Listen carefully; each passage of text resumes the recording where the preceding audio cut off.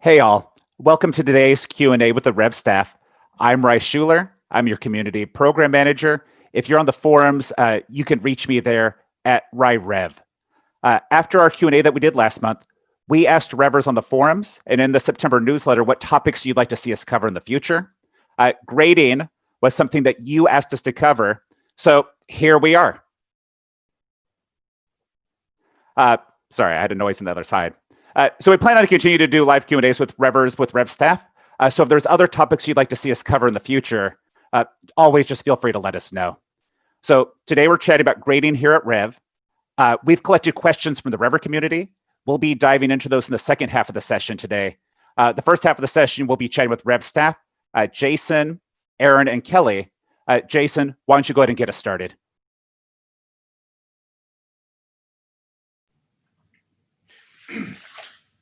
Hey, Ryan, thanks for the intro. Thank you, everybody, for joining us. We did our first YouTube Q&A about a year ago, and at the time we said we would do 4 of these per year. That was our goal.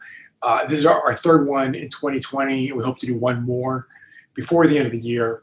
We're trying to make these focused on a topic. That way you know what we're here for. We have this discussion about something important. Last time we discussed security, today grading. Next time, we're probably going to discuss product and issues that are product related. When we say product, what we're talking about is our product development. We can probably show you stuff we've built, talk about stuff that's coming around the corner. Our desire in doing these communications is to share with you information that could be of interest. We have a lot of other communications that is in small groups in between these events where we listen to you guys individually in small groups. And, I can't emphasize enough that we love hearing from you. You guys know my email, jason@rev.com. If you want to send me a note, we always read it. If you have input as to what you want to hear for future topics, please do let me know. But I want to double click on why I think it's important for us to speak about grading. Last year, we made a bunch of changes, including changing the way we pay. We raised pay in certain jobs and lower pay in other jobs. And a lot of people got upset by this. And we were surprised because in hindsight, I realized we were a little clueless. We didn't know how people felt about the system. And we knew from our internal metrics that our most experienced Revvers, in many cases, were doing the easiest jobs, the quote unquote easiest jobs, the jobs that had a lower price multiplier, which typically had less less audio challenges, and we realized the situation was backwards. It's our view that because we want to serve our clients well, we want to deliver high quality, we think it's important to have the most skilled Revvers working on the hardest jobs, because if we put rookies on the hardest jobs, it's bad for the customer, bad for everybody.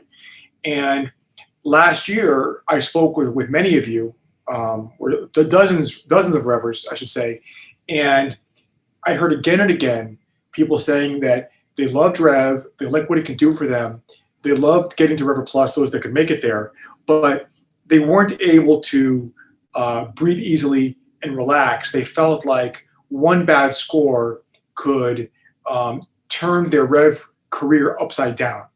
And I realized that we were failing to deliver on the experience we aspired to deliver, which we want people to have a flexible work from home job that you can do on your own terms. You can do it and enjoy it and be relaxed about it and not feel a sense of fear that you're going to get marked off by the teacher with a red pen.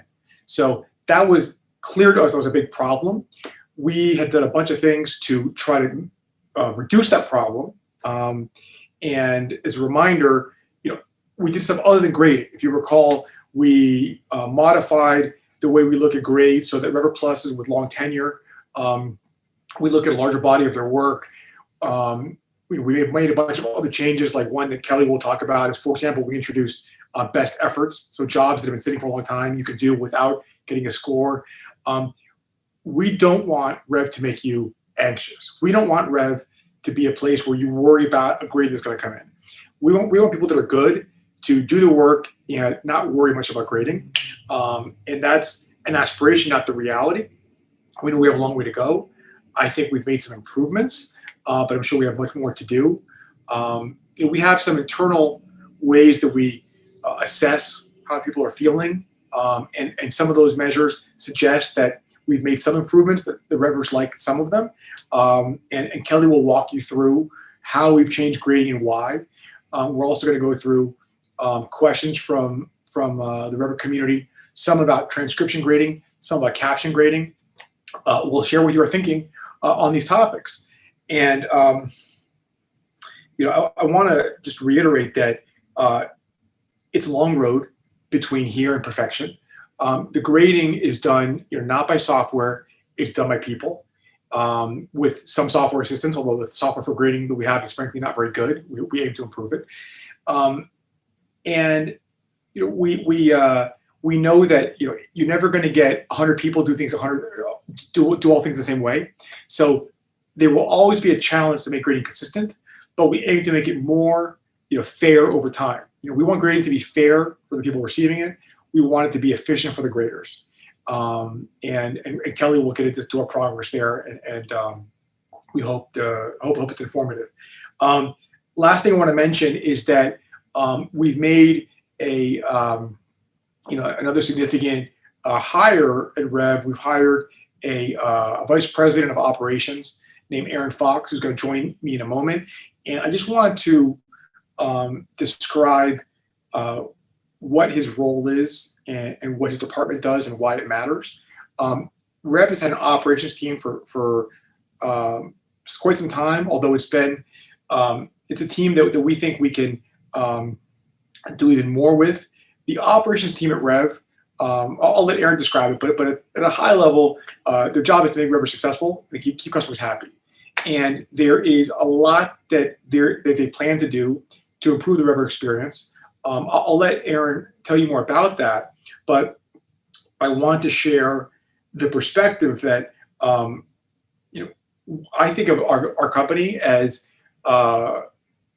one that has a lot of processes. There's a lot of processes within Rev. There's a process for grading. There's a process for onboarding. There's a process for how somebody becomes Revver Plus. And a lot of those processes are a little janky. Some of them may have been designed 5 years ago. Maybe there's a better way. And we're always thinking about how we can improve our processes and our technology to make the job more enjoyable and more pleasant. And Aaron's team will be the one that advocates for Revvers and make sure that we're making improvements around the things that matter. It's a long road. We're not going to fix every problem overnight. Aaron doesn't have a magic wand, but he does have a sizable team that's committed to fixing the things that most annoy Revvers. And so Aaron's one more person who is going to be an advocate and champion for the needs of the Revver community. And I expect that he'll be able to do some helpful things over time that will result in a better experience for most of you. And you'll hear more about that from Aaron in a moment. So thank you guys for taking the time. Once again, please do feel free to email me with anything you want me to know, particularly let me know about what topics you would like to hear about in future Q&As. And I'll pass the mic to Aaron. Yeah, thank you, Jason, for the kind intro. And it's my privilege to be able to talk directly with y'all today in this way. There's three things that I want to cover. My background and why I joined Rev, just so you know where I'm coming from, what Rev Operations does, and what we're focused on for the rest of this year and 21, so our priorities. Real quick, my background, I spent my whole career in operations. Most recently, I was at Lyft. I led our Texas business. And most relevant for our discussion, that included driver community engagement, field operations, so think of airport events, in-person driver service and support, and our marketplace, our rider-driver balance. I was leading a regional team, and so a central thing for me as a field leader that I preach and tried to instill, and I think my team at Rev may already be tired of me repeating it, is frontline knows best. And what that means is it's really important to spend time seeing the actual work get done, ideally where it's getting done, doing the work yourself, because so often that's where the answer lives, is with the people doing the actual work, and obviously that's y'all. And that's the experience that I want to, not only bring to Rev and just add on to the culture that already exists here. There's two reasons really that I joined Rev. First is people. Rai, Jason, you'll meet Kelly shortly. I think there's a real cultural value that everyone has about doing the right thing and caring a lot more about the best answer than any sort of agenda. I hope that comes through in the work we deliver to you. I feel it here every day. The other reason, and perhaps even bigger from a fit perspective, is the mission. Lyft has a great mission, for example, make transportation better. It makes a ton of sense. The Rev mission, though, is to support work from home jobs. It's to support you, the people doing the work. For the business that we're in, I subscribe wholeheartedly that lens leads itself over time to probably just different outcomes. And I'm really glad to be a part of that, because I believe it's the best way to run things.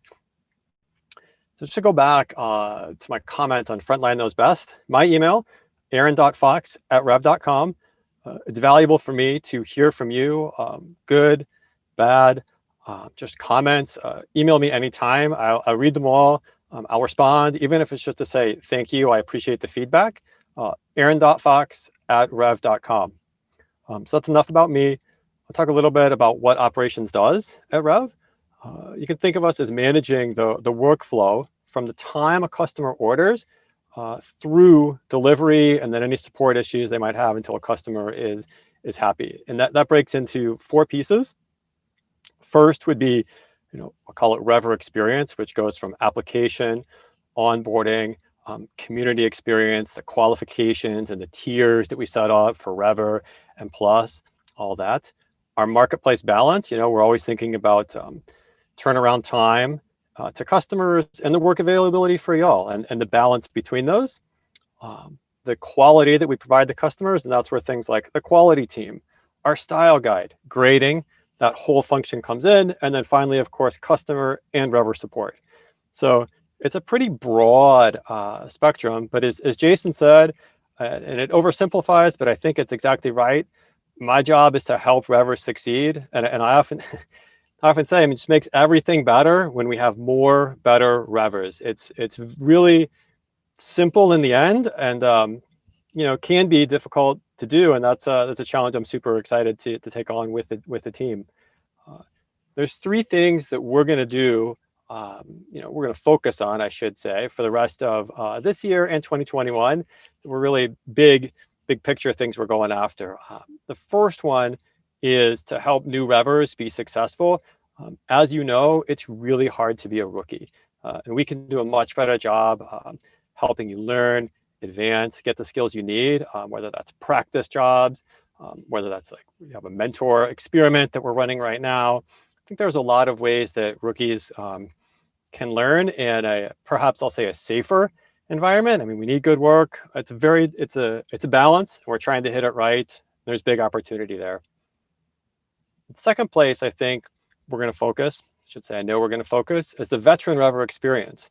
And that includes a lot of things. That's the community that we try to foster and keep positive, so that it's an engaging, healthy place to be. There's the clarity and the value and the tone of our communications. We want them to be valuable and things that hit the right spot. We want things to feel fair. So these are like broad themes of what I want us to work on, so that the job feels better to you, and that it is better because it feels better, and it's a place you want to be. And the last area of focus for us, I'll call it marketplace. You may know it as find work, but I think a lot about the integrity of it and the incentives that we have there.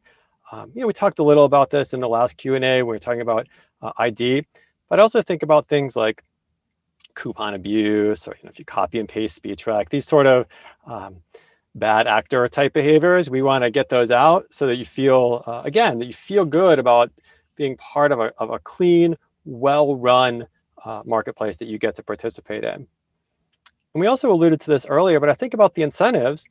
In an ideal world, you would be able to just claim projects that you like, that you're going to succeed at and enjoy, and not worry as much about managing to metrics. I think about a rookie who maybe starts really poorly, but has improved a lot and still ends up getting cut. And I mean, so maybe our metric system isn't quite right there. Or a plus Revver, for example, who has a bad project, and then you end up claiming a handful of things that are really easy for you, but you don't really want to do them, and you do them just to get your metrics up. That's probably not the best experience in the world for any of us. So I think there's a ton of opportunity there that we have to make the system work better for everyone. That's a little about me. Again, aaron.fox@rev.com. Love to hear from you. We're going to transition here. I'm going to introduce Kelly. We're really blessed to have her on the team. Among other things, she actually leads our Revver pillar within operations as part of her role. She's too modest to say this, but I will. She's probably the most knowledgeable person overall when it comes to the overall breadth and depth of Rev operations. And Kelly, I'll turn it over to you now if you want to take the mic. Thanks, Aaron. Appreciate that intro. Hi, everybody. As Aaron mentioned and gave me that wonderful intro, I am Kelly, and I lead a portion of the ops team that's dedicated to improving this Revver experience. Very vague term and can mean a lot of things, but here's kind of a few examples of some of the projects that we've worked on. We've worked on grader management, looking at that pool of graders and how we interact with them and coach them and even hire them. We also look at rookie hiring, and not just the quantity of rookies, but the caliber of rookies that we bring on. It also incorporates kind of our Revver communication between Rev and Revvers. On the other side of that, maybe we also work on the customer side of things, mostly focusing on customer quality and that customers are receiving great files each and every time. And what other things can we do to ensure that happens, and that they're getting a great experience. And very often the two sides are linked between customers and Revvers. But really what I want to do is I want to focus on things that we have done recently and share some updates with you that may be a little bit more behind the scenes, but share that so that you can kind of see that we have been definitely hitting the ground and doing some things. So basically it starts from hearing from you. We picked 3 areas to work on, and that's because we heard what your problems were, and that's where we decided to focus our efforts. One was around better consistency. And what I mean by that is better grading consistency. Each time a file gets sent to grading, we don't want you to randomly kind of feel like you're getting a grade assigned back and have different standards being set for you. Another area that's probably closely related to grader consistency is reduce the stress with grading. And then finally, kind of improve communication, which isn't just, communication from Rev to Revvers, but also the other way, from Revvers back to Rev and amongst each other as well. So how did we go about doing this? So there's a few ways. Focusing on better grader consistency. One is to clarify expectations of our graders. And so we set out to focus on kind of an better set of instructions with a rubric, so that graders knew exactly what they were doing. And instead of just having guidelines, really had steps that they can be taking. We also gave the graders kind of an assessment to make sure that they understood it. I think there's a whole bunch that you can do. You can give people books, but unless they read them and understand them, it's not going to get very far. So that was a very important part of this process. And finally was centralizing information. We found that within Rev and within Revvers, we can create misinformation, and it can often cause a lot of problems. So we have been focused on stamping that out and kind of making one source of truth. Next, we also have kind of reducing stress. So to that, we also monitor our graders' performance. What that means is graders that we feel are too harsh or maybe even too lenient, we help to bring back into the middle, so that you feel like you can count on the performance that you're going to be getting from a grader on your file. Also, we want to set expectations for Revvers in the first place. So we actually improved the captions style guide vastly, so that hopefully everyone kind of understood what was expected of them in the first place. And then finally, even for transcription, we released something called best effort. And what that is older jobs that either have been sitting for a long time or have very poor audio quality. We've created this best effort category, kind of acknowledging that these difficult files are near impossible to make perfect. And so, there's a different level and an expectation for those, just all under the umbrella of reducing stress. Finally, we kind of touch on communication. As I said, it's more than just Rev to Revvers. It's well-rounded communication as a whole. One had to do with Help Center articles. I can say with 100% certainty that we had many Help Center articles that were out of date, some maybe even extending 5 years old. So we've been working to remove those and update those as necessary. And so I believe the Help Center at this point is in a much better place. Again, that kind of ties in with misinformation. We've also been working at being more clear to Revvers in general. We've been increasing our number of announcements to Revvers. We've been doing great programs like this YouTube Live for Revvers, and overall just creating more touch points. And then finally, we want to make sure that we're hearing from you. And so hopefully you guys have seen invites to different focus groups and feedback that we've been trying to get from the Revver pool. And as you can see today, we're throwing out a lot of email addresses, again, all in the mindset of improving this communication and hearing from our users. And that's where, things really matter most, and how we set our priorities for what we're going to focus on next. But now I want to get into a little bit more detail. So there's a few things that have been highlighted here. One is kind of this improvement to our grader guidelines or the rubric.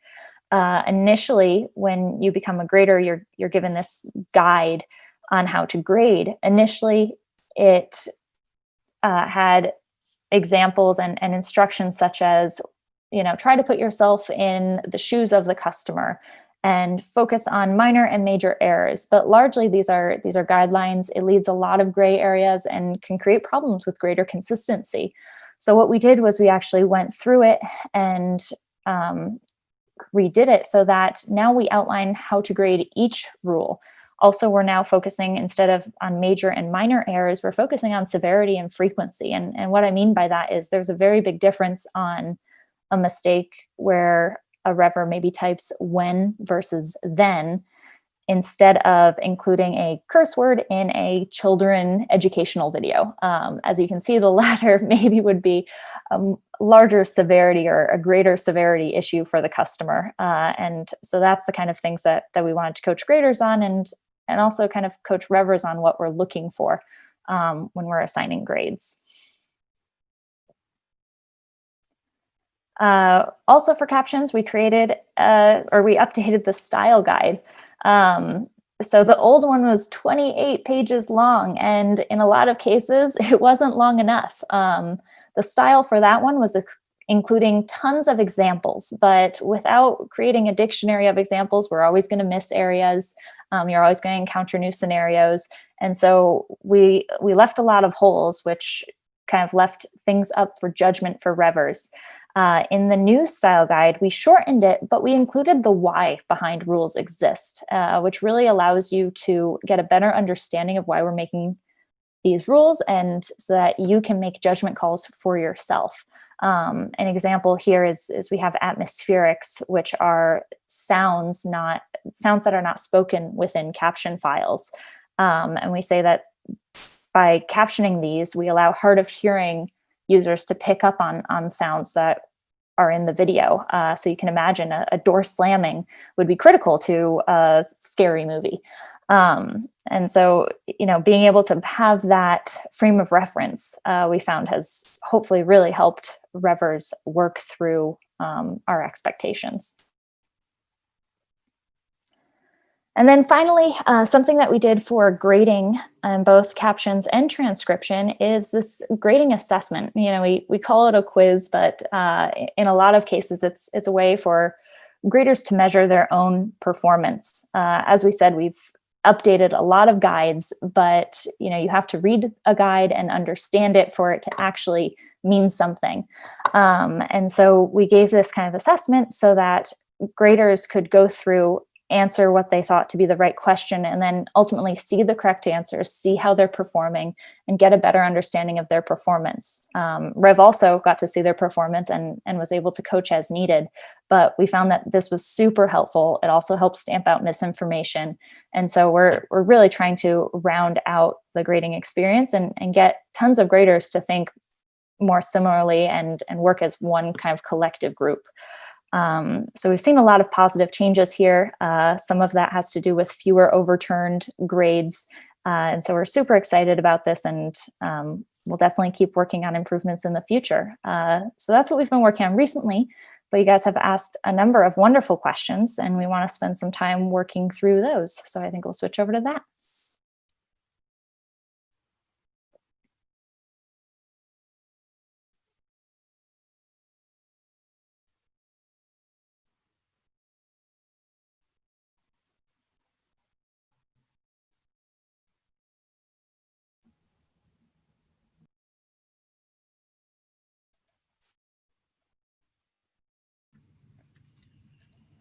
Great. So the first one asked, are there any current plans to implement a more thorough grading or more thorough onboarding process for new graders, or a better feedback system for graders to know how they're doing? Wonderful question. Thank you so much for asking it. As I've mentioned before, it's difficult to have a pool of people act as one mind. So recently we've been working on these improvements on greater consistency in a variety of ways. But we're definitely considering kind of long-term improvements where graders can track their performance and they know how they're doing. At this point, we don't have a timeline for any implementation of this, but we will definitely keep you apprised of our thinking and let you know how this evolves.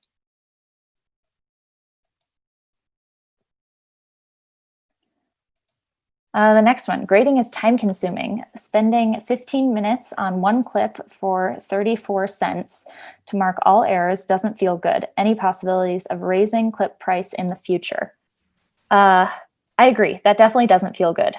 Grading is time consuming, and that's not our intent. I think in general, Rev is always looking for ways to make any job that you do on Rev's platform more efficient, and grading is no exception. So we're definitely going to be looking into ways to make this more efficient so that you are not spending 15 minutes on one clip for 34 cents compensation.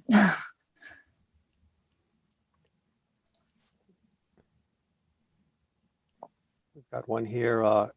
Currently, clients can ban Revvers for reasons that have nothing to do with the work the Revver has done. Are there plans to change this policy? This is a good point. I philosophically agree with this one. We've been talking about this and looking into ways that we can change this function going forward. I think this is spot on and a great example of something that was probably done 5 years ago for really good reasons and may not be as applicable today. So great question. It's under review.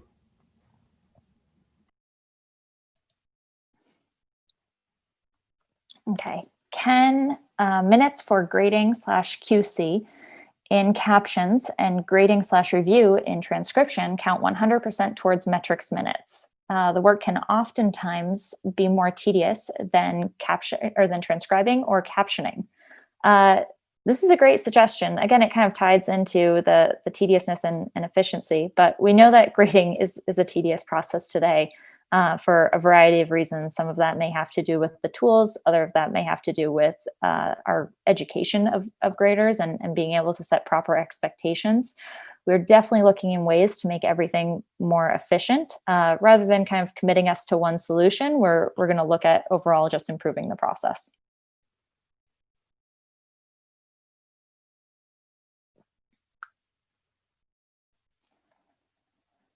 When the grading queue reaches a certain number, why aren't bonuses offered to clear the queue? Is it due to fear graders would not grade unless there's a bonus?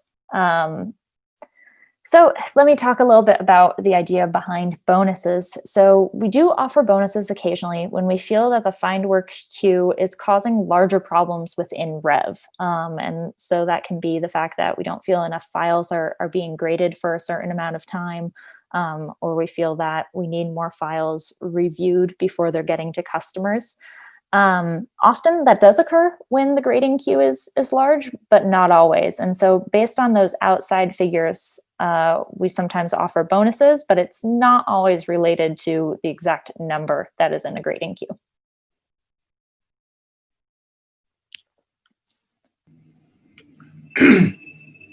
I guess I'll tackle this one. Is review going to completely replace grading TC in TC and or CP? I think the questioner assumes that we're making a change that I don't think we're making. Let me first start by giving broad brushstrokes history.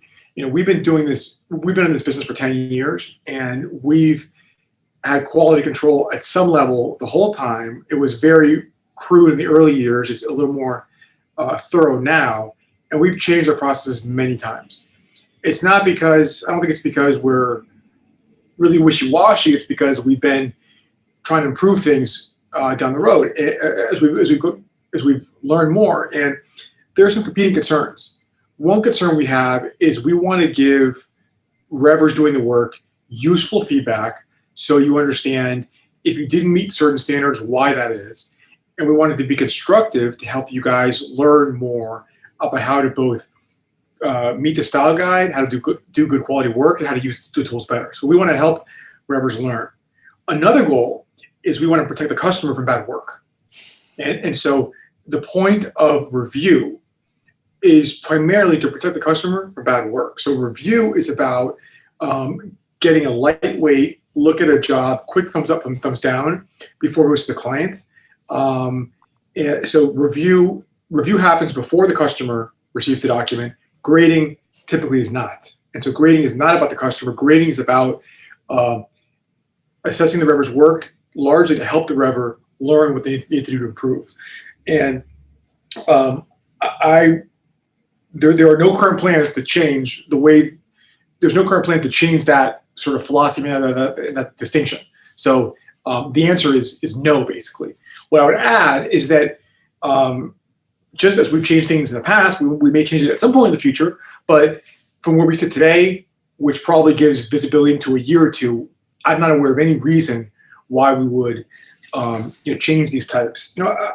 Change the fact that we review a lot of jobs to help the customer, and we grade fewer jobs to help the Revver, and to assess the Revver's work, so that we can manage our workforce effectively. And obviously, the grades feed into who makes Revver Plus, which is important. I want to add that I know that some folks in Rev become really attached to one job type, and while I understand that specializing in a job type is a good thing to do in the sense that it makes you productive, I don't want people to think that, there will always be a lifetime's worth of this particular job type, because I don't want people to freak out if we change the jobs. If you were driving for Uber before the pandemic, you might say, hey, if I work in the evenings, I take people to dinner at restaurants or to bars. If I work at noon, I'm shuttling around lunches from Uber Eats. And those are two different kinds of jobs on Uber. Uber Eats versus Uber, driving. And you might do both of the jobs different times of the day. We have many services. Folks that speak English can caption and transcribe.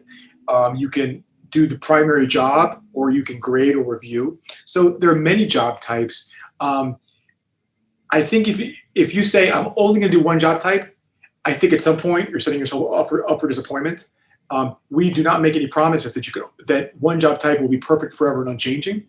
I know I'm kind of belaboring the point, but I just recall every time we've changed something in the past, there's an audience that says, hey, I only like these jobs and now I'm really upset. I just want you to know that that's going to happen again. At some point, there'll be a change. So I would encourage people to do more than one job type, to not become overly dependent on one particular job type where things could change, or that job type may become more popular. Like we might make a change to an interface and that job type becomes more popular and there's fewer of them.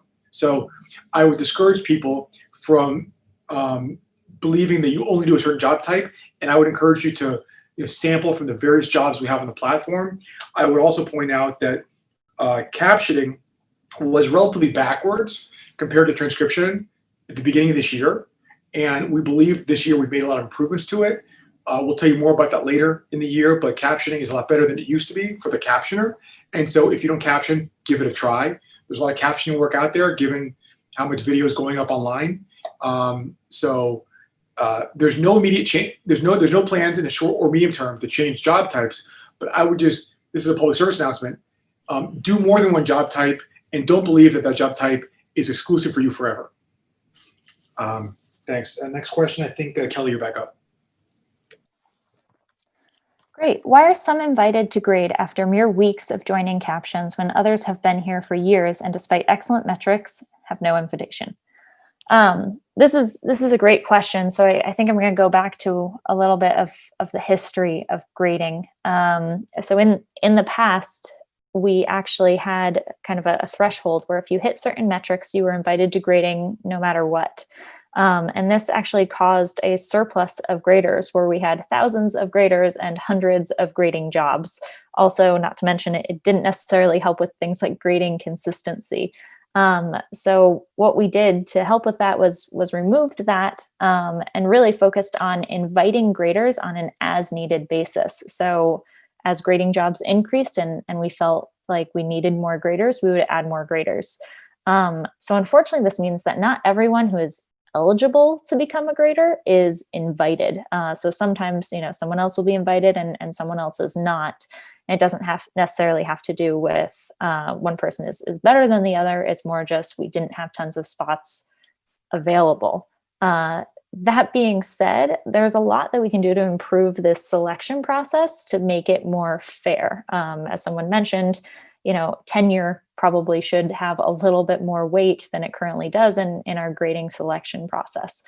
So that's something that we will look to improving in the future. And I very much appreciate this question. Hey, so we're going to take a moment to switch between questions here. So we had questions separated between transcription and caption to make sure that we spent roughly the same amount of time on each service line. So we did 7 questions for caption. We're going to dive here into some of the ones that came from transcription and transcription graders. Great. I'll start us off. Will Rev be investigating a proper training program for new graders so that everyone is grading working from the same level of understanding of how it works? Yes. So recently we did improve resources and training for current graders. But, very similar to rookie onboarding, there's a lot that we can do to improve. And so, we do need to work on a more formal onboarding process, whether that is more hands-on training or more materials or, even doubling up on videos and webinars. Those are all possible ideas for the future.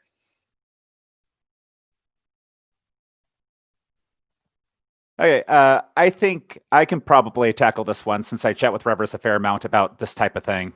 The question is, can the algorithm be tweaked to go by minutes opposed to number of jobs so people who specialize in long projects can get graded more frequently? So this is an issue we're aware of, that if there are 2 Revvers that work the same amount of time, one Revver focuses on all short jobs and the other one prefers longer jobs, the person who's doing more projects is going to get graded more often than the person who's doing longer jobs. We don't have a good solution for this today, but we know that there is a desire for people who focus on longer jobs to get more grading feedback. The issue if we switch it around today to just focus on minutes is people focus on shorter jobs, especially newer Revvers. They're going to get grading feedback less often. So it's not as simple as us just switching it over by minutes, but this is something that we want to make sure that projects of all lengths are attractive to different types of Revvers. And if we're making shorter projects more attractive, that's not super awesome for us long-term. So something that we want to improve on. We don't have a great answer for this today, but we're aware that it's not great for certain people right now.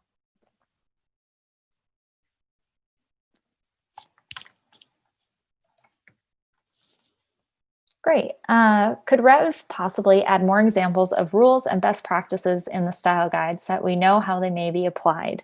Style guide questions are fantastic. So in general, we try to balance two things with the style guide: be, super informative without creating, massive binder of examples and pamphlets that everyone has to read through.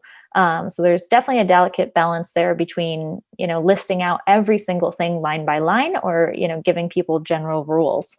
That being said, improvements to the style guide, trying to make it more clear, more concise, trying to just better educate people on our expectations is always our goal.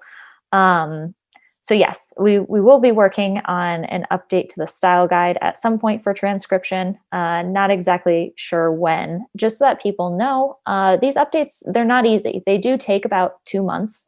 They involve a lot of back and forth and feedback between Revvers, within Rev, and all over. So we do carefully try to update our style guide, but it's no small or easy task. But stay tuned. Hopefully, in the future, we will be updating it.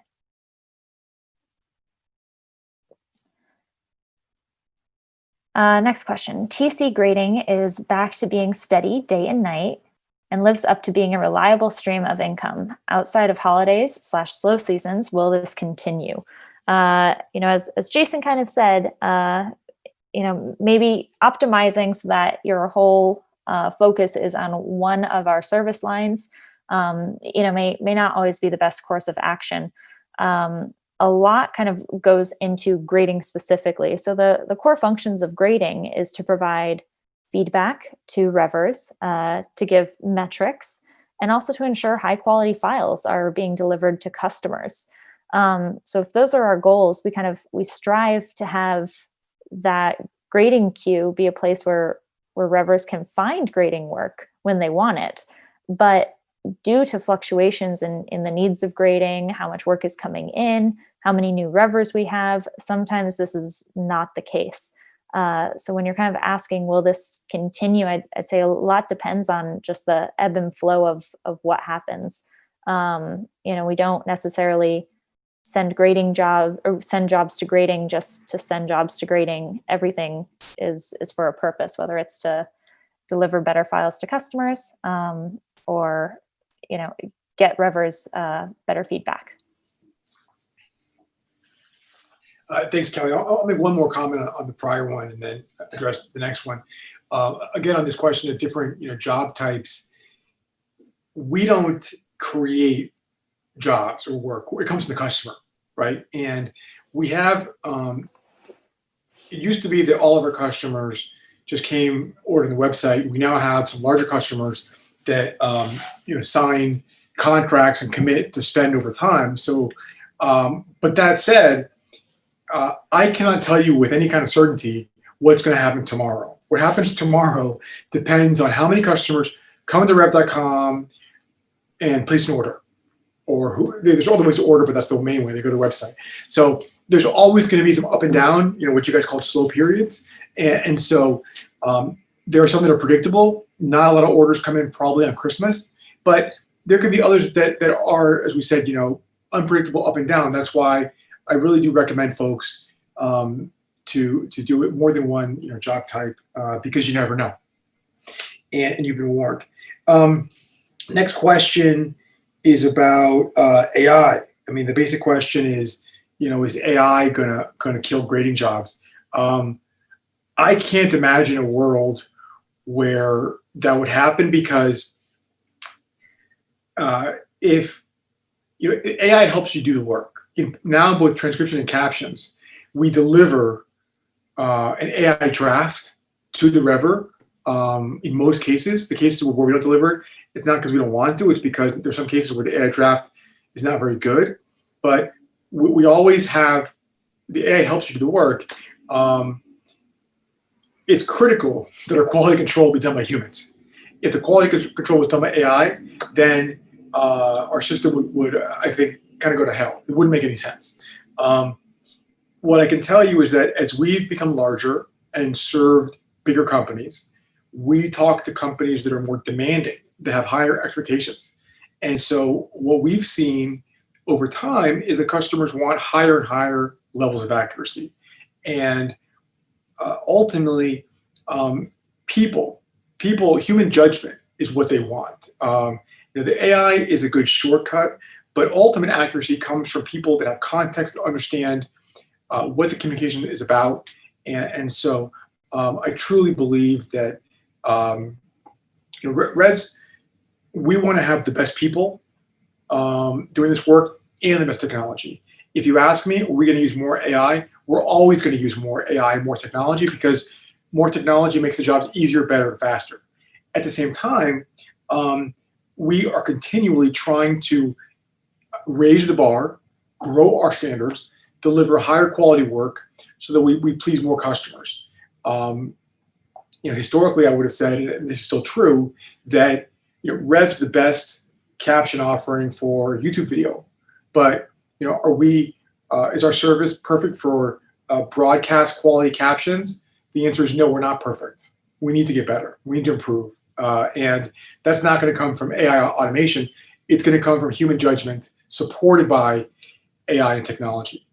One other tidbit I'll share that gives you some insight in this direction. This morning, we were having a planning meeting with a bunch of folks, including Aaron Fox, who you guys just met. And one of the projects his team is working on is piloting a higher quality service line that would mean, I think in transcription, I forget the details, but we have a sales team. There's large customers coming to us, and some of them say, hey, I love your service, but some of my content is really important, and I need the transcript to be perfect. Could I pay you extra to do it? And clearly, it's possible that we could do this. As you've seen, how much work goes into a style guide, how much work goes into a grading process. It's not the flip of a switch to create an additional service line with a higher standard, but we're trying to get there. And the higher standard is not going to happen because the AI gets more magical. It's going to happen because we have a limited pool of some of our best Revvers that can do high quality work. So I think that as Rev evolves, you're going to keep seeing the importance of accuracy in human judgment is going to grow. At the same time, the AI is going to get better. And we hope to have those two work together, the best people combined with the best technology. I know there's always this sort of like dystopian science fiction fear of the AI takes all the jobs, and well, it may happen in certain industries. I can't imagine how it would happen in our space. And the reason why our mission is to create great work from home jobs powered by AI.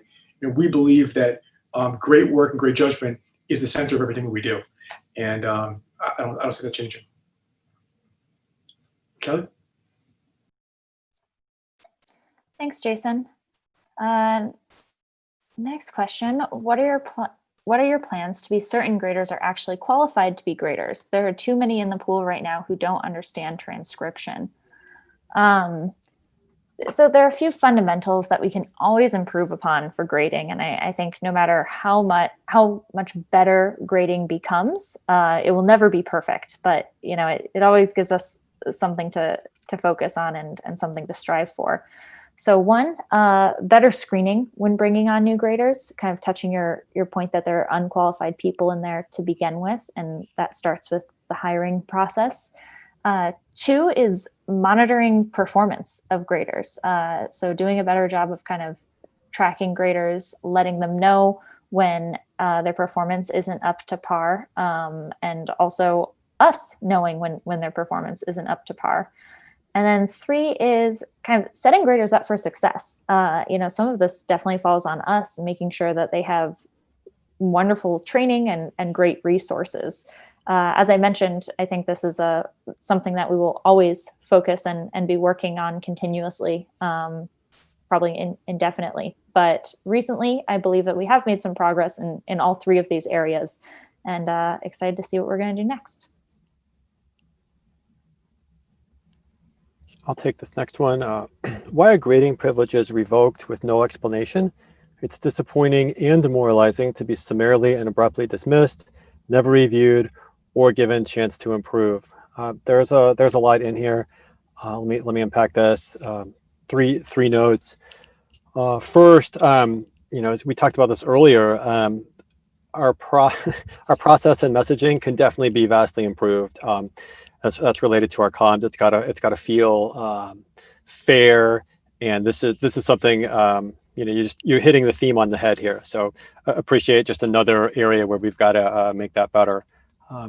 Second thing I'd say is every grader that's had their permissions removed, you receive overturned grades. You get the notifications. Our quality team is gonna reach out and kind of check in and be like, hey, what's going on here? And so I think while it can be shocking to get the notification that you're no longer a grader, it's not surprising. That's the phrase I would say use: shocking, not surprising. The one exception to this is if we think there's like fraud or rubber stamping of grades going on, and in that case, we're going to take action. We're not going to have a dialogue about it because the two-way street isn't really working there. We're going to do that. So what I'll say is if you're doing your best, there's going to be no surprises coming. You're gonna know that like your grades are getting overturned and these are the areas you can work on. So I think like all things that we strive to do, if you're doing honest work here, just keep doing it, and we'll have that dialogue, and you'll understand if we have concerns about it, and we'll just improve together. Thanks. Last one, are graders taken through any training before starting their jobs as graders? Because some of them are too strict, and that demotivates transcribers. So yeah, definitely a common theme. So similar to being a Revver, graders do receive instructions on how to grade files and best practices. They're also able to ask questions. Recently, we had the grading quiz and as a way to test grading knowledge. That said, like onboarding continually seems to be a theme, and we really want to set our graders up for the best, or to be as successful as they can be. We do monitor grader performance, but one of the ways that we do that is we look at disputed files.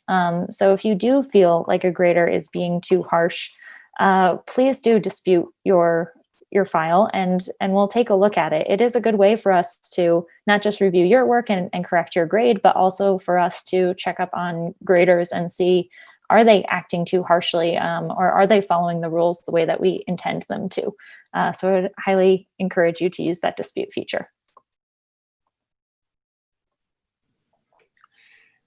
Hey guys, so that's the end of the questions. Thank you, Kelly. Thank you, Aaron. Now I want to just kind of in closing, thank everyone for the time, of course. If the process of creating good quality control and grading was a baseball game, I'd say we're maybe in the second inning. We're just getting going. There's a lot more that we're going to do to make this better, and nothing is set in stone. Your feedback is very helpful. When we hear a lot of concerns about some issue, we take it very seriously. If we hear a concern 20 times or 50 times, we're going to act on it at some point. And hopefully you've seen here that we have taken action on some of the most egregious problems you guys flagged for us last year. I expect that over the next year, we'll work on the stuff, the issues that are top of mind for you guys today. It's of course our objective to make grading fair for the person receiving the grade, constructive for the person receiving the grade, and efficient for the person who's delivering it. I think we're a ways away from those objectives, but we're going to keep working at it. Thanks, folks, for your time, and we'll be back talking about a new batch of issues, product related, in a month or two.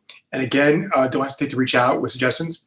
Thank you, folks. Have a great rest of your week. Bye-bye.